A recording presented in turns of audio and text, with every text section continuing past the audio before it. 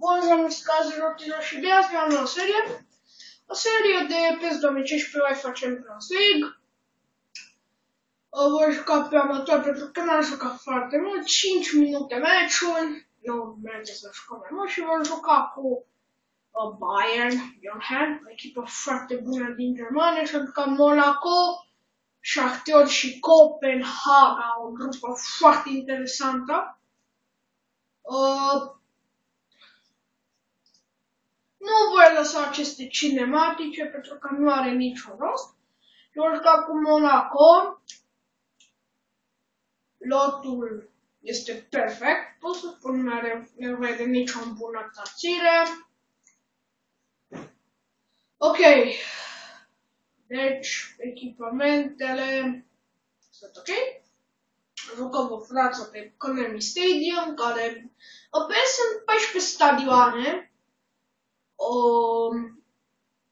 Iar stadionele pe care joacă cel mai multe echipe sunt Konami Stadium sau încă un stadion care nu scapă de numele său. Jocul are o grafică destul de bună, însă lăsând acestea începe meciul. Ieri am postat un episod din Drive Club, primul episod. O serie de dogele, nu știu ce voi face, sincer, deci chiar nu știu, poate o voi continua, poate nu. Depinde de cum voi avea timp, pentru că PES și Drive Club au devenit sau vor deveni celele mele principale, pot să spun. Până ori voi mai instala ceva nou pe PC, ori voi cumpăra ceva nou pe PlayStation 4, depinde. Da. Și de ce am luat PES și nu FIFA? Pentru că, FIFA 15, cum v-am mai spus, l-am avut și, simțeam că trebuie să iau PES.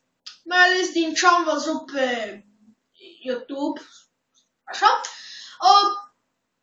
Nu știu, mi s-a părut un joc destul de drăguț. Iar acum, avândul, chiar este un joc destul de drăguț. PlayStation 4, la fel, o consolă destul de bună. Acum avem un atac Riberin. De ce am făcut asta? De ce, Doamne? Am prostit, puteam să trag foarte bine de acolo, însă m-am prostit. Oh my god, ce recuperare bună! Thomas Müller în blocaj, avem corner. Centrarea lui Ribery, să vedem. Berbatov nu iese mingea în haut, de ce, Doamne? Vom avea și o serie de Master League pe PES, să știți, sau mai multe. Acum scoapă Ederson către Condobia, către Berbatov, însă Boateng recuperează către Thomas Müller. O centrare Ribery către Lewandowski. Gol! Bayern! Lewandowski! 1-0 după o fază superbă. Din păcate, PES-ul nu are Bundesliga. Ce-ar fi jucat cu Bayern. Însă, ce gol, ce fază, ce echipă! O centrare bună către Ribery și pasa lui Ribery către Lewandowski, lăsat liber acolo, deci efectiv liber. Fundașul central a fost plecat pe la naiba, o spune, chiar dacă jucăm pe o dificultate destul de slabă, nu-ți permit să faci așa ceva, adică să lași un jucător de talia lui Lewandowski liber, este greșeală curată sau sinucidere curată pentru portar. Berbatov, mamă, ce fază! Falcao, fază periculoasă, Ocampos, șut slab, nici nu a fost pe spațiul porții șutul, deci ne putem da seama. Nu s-a dat niciun minut suplimentar. Asta înseamnă că pauza va veni după această pasă. Da? 1-0 la pauză pentru noi prin golul lui Lewandowski. La posesie am fost dominați clar, 2 șuturi, 2 pe poartă. Iar adversariul un șut, iar nici acela pe poartă. Începe priza secundă, minge este la Thomas Müller, care pătrunde foarte bine să șut o finalizarea dezamăgitoare. O finalizare zici că a fost Mihai Costea sau mai rău. Ok, de ce m-am gândit la Mihai Costea? Jesus. Da, am cele mai ciudate gânduri oficiale.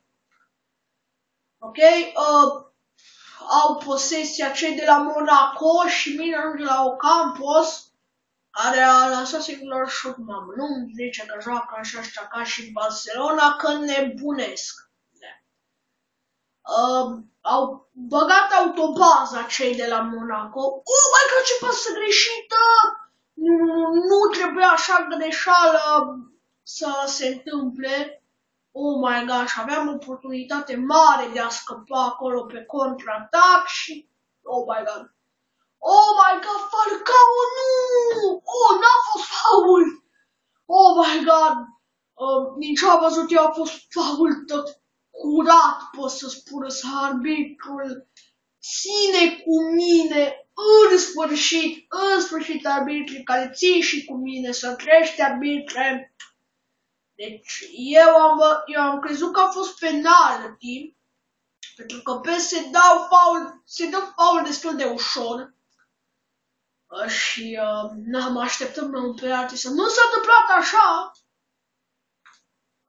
Ok, foarte bine că nu s-a întâmplat așa. Oh, ce prost am centrat. Da, nu am la cine să pasez decât să mă întorc, șutul a fost deviat în corner, incredibil, putea fi o oportunitate mare de 2-0. Franck Ribéry centrează și gol! Oh, nu, a fost autogol, mingea l-a lovit pe fundașul care stătea lângă bară și Farfel a trimis... Da. Zici că a fost o trimitere intenționată de o proprie poartă, Jesus. Clar, noi jucăm în 12 oameni. După acel autogol 2-0, iar victoria este asigurată.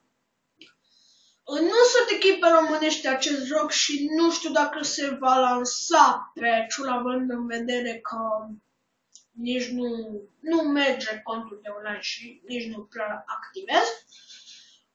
Nu Falcao, să blocăm șutul la timp, pentru că dacă apucam să tragă Falcao era pericol curat, pot să spun.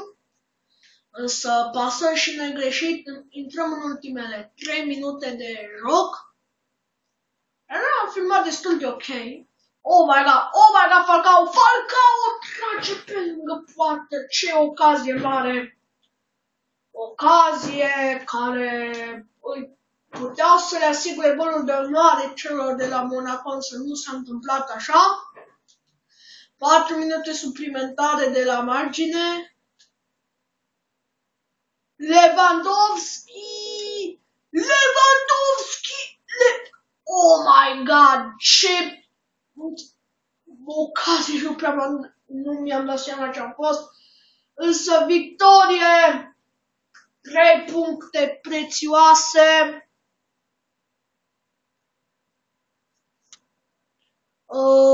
Foarte bine. A fost dominați la posesie, însă ce să-i faci? Bun. Să vedem clasamentul pe final, astea nu ne interesează. Copenhaga și Shakhtar au făcut egal, ok. Cam atât pentru acest episod. Dacă v-a plăcut, nu uitați să dați un like, un share și un subscribe. Iar până data viitoare, ciao!